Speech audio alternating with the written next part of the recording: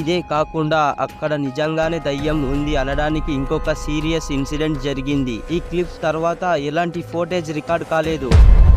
మిగిలిన కెమెరాస్ అన్ని బ్రహ్మాండంగా వర్క్ అవుతున్నాయి, కానీ ఆ కంప్యూటర్స్ ఉన్న రూమ్ లో ఉన్న కెమెరా మాత్రం పెట్టిన ఒక్క రోజుకే పాడైపోయింది.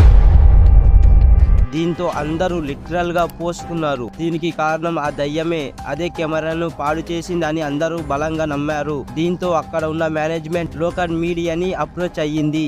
అందులో ఒక రిపోర్టర్ వీళ్ళు చెప్పేది నిజమా అబద్ధమా అని తెలుసుకోవడానికి అదే నైట్ ఒక కెమెరామ్యాన్ తో కలిసి అక్కడ జరిగేవి అన్ని ప్రజలకు లైవ్ చూపించాలి అనుకొని అదే నైట్ ఆ కోర్ట్ లో స్టే చేస్తాడు. కరెక్ట్ గా టైం 11 గంటలకు 5 కంప్యూటర్స్ ఒకటేసారి ఆన్ అయ్యాయి.